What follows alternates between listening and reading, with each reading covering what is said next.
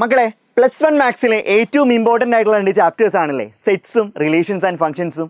അങ്ങനെയാണെങ്കിൽ ആ ചാപ്റ്റേഴ്സിലെ ഏറ്റവും ഇമ്പോർട്ടൻ്റ് ആയിട്ടുള്ള 2 ക്വസ്റ്റ്യൻ നമുക്കിവിടെ ഡിസ്കസ് ചെയ്താലോ?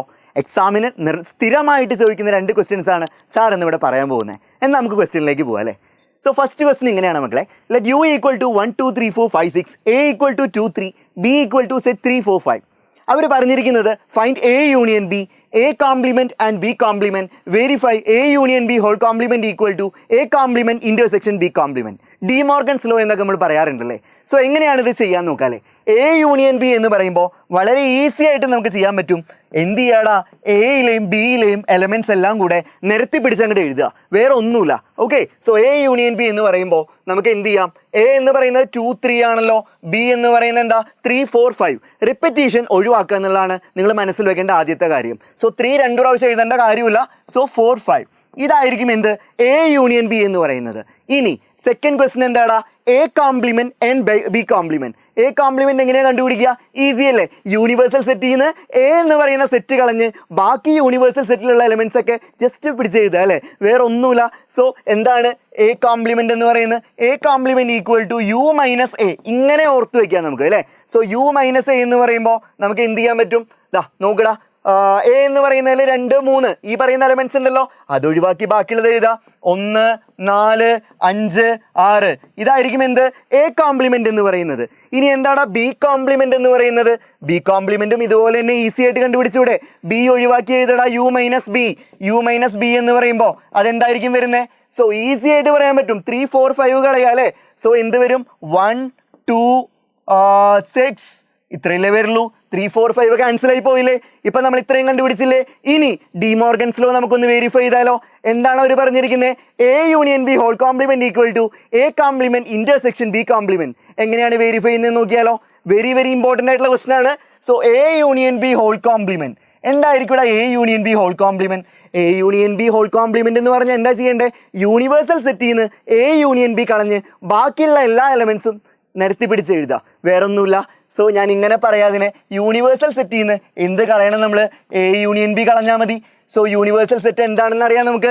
യൂണിവേഴ്സൽ സെറ്റ് 1 2 6 അല്ലേ. സോ എ യൂണിയൻ ബി ഇവിടെ കണ്ടുപിടിച്ചിട്ടുണ്ടല്ലോ, 2 3 4 5. ബാക്കി വരുന്ന എലമെന്റ്സ് ഏതൊക്കെയാടാ? നമുക്കറിയാം എന്തായിരിക്കും, 1 6 ആയിരിക്കില്ലേ. സോ ദാറ്റ് ഈസ് 1 സെറ്റ് 1 6 ഇതായിരിക്കും എന്ത് A union B whole complement എന്ന് പറയുന്നത്. ഇനി അതിനാവശ്യമായിട്ടുള്ള റൈറ്റ് സൈഡ് എന്തൊക്കെയാ? A complement. എ കോംപ്ലിമെന്റ് എന്ന് പറയുമ്പോൾ നമ്മൾ ഓൾറെഡി പറഞ്ഞിട്ടുണ്ട് 1 4 5 6 ആണെന്ന് പറഞ്ഞിട്ടുണ്ട്. പിന്നെന്താണ് വേണ്ടത്? B complement. ഈ എ കോംപ്ലിമെന്റും ബി കോംപ്ലിമെന്റും കൂടെ ഇന്റർസെക്ഷൻ എടുത്ത് എന്താ വരിക? ഒന്ന് നോക്കിയേ നിങ്ങൾ. എ കോംപ്ലിമെന്റിലും ബി കോംപ്ലിമെന്റിലും കോമൺ ആയിട്ടുള്ള 2 എലമെന്റുകൾ ഏതൊക്കെയാടാ? 1 ഉം 6 അല്ലേ. സോ നമുക്ക് എന്ത് പറയാൻ പറ്റും? ഇവിടെ നേരിട്ട് നമുക്ക് എഴുതാൻ പറ്റും A complement intersection B complement equal to intersection B complement equal to set 1 6. നോക്കണം മക്കളെ, A union B whole complement equal to ഇപ്പൊ എന്ത് കിട്ടി എനിക്ക്? A complement intersection B complement കിട്ടി. ഈസി അല്ലടാ. ഉറപ്പായിട്ടും എക്സാമിന് സ്ഥിരമായിട്ട് ചോദിക്കാറുള്ള ഒരു ക്വസ്റ്റ്യൻ ആണിത്. സോ നമുക്ക് എന്ത് ചെയ്യാം? വെരിഫിക്കേഷൻ സ്റ്റെപ്പ് ഒന്ന് എടുത്തെഴുതാം. A union B whole complement equal to A complement intersection B complement. Set അല്ലടാ. സെറ്റിന്ന് സെറ്റായിട്ട് വരുന്ന ഒരു ക്വസ്റ്റ്യൻ ആണ്, എന്തായാലും പഠിക്കുക.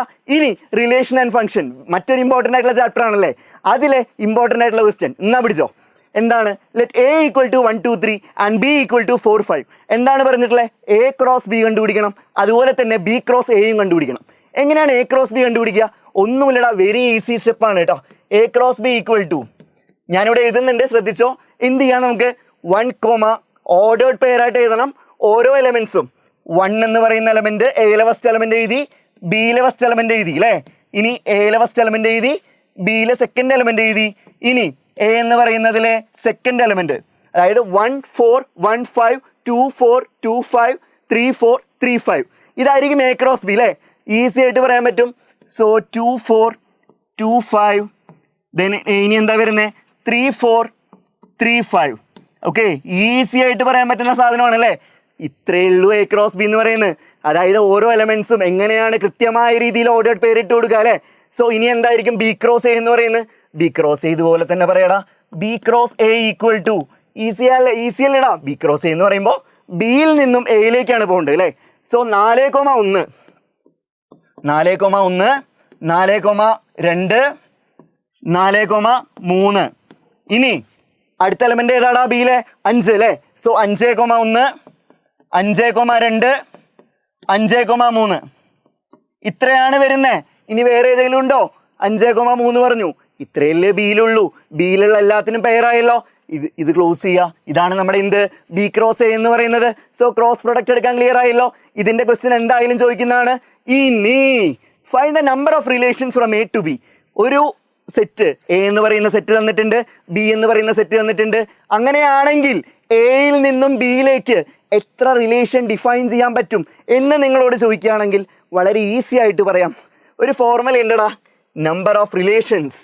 ഞാനിവിടെ എഴുതുന്നുണ്ട്, number of relations equal to എയിൽ എത്ര എലമെന്റ് ഉണ്ടടാ? എൻ ഓഫ് എ എത്രയാണ്? എയിൽ 3 എലമെന്റ്സ് ഉണ്ടല്ലേ. അതുപോലെ തന്നെ ബിയിൽ എത്ര എലമെന്റ്സ് ഉണ്ടടാ? 2 എലമെന്റ്സ് ഉണ്ട്. അങ്ങനെയാണെങ്കിൽ മക്കൾ ഒന്നും ചെയ്യണ്ട. N of A into N of B നമുക്കറിയാം എന്താണെന്ന്. സിമ്പിളായിട്ട് 2ന്റെ പവറിൽ അത് ഇട്ട് കൊടുക്കുക. സോ 3ഉം 2ഉം അല്ലേ കിട്ടിയിരിക്കുന്നത്. 3 × 2 6. സോ 2⁶ എത്രയാണെന്ന് നമുക്കറിയാം. ഇട്ട് കൊടുക്കുക. 2 × 2 4, 4 × 2 8, 8 × 2 16, 16 × 2 32, 32 × 2 64. സോ 2⁶ എന്ന് എഴുതിയാലും നമുക്ക് എന്ത് കിട്ടും? മാർക്ക് കിട്ടും. ഇത്രയേ ഉള്ളൂ.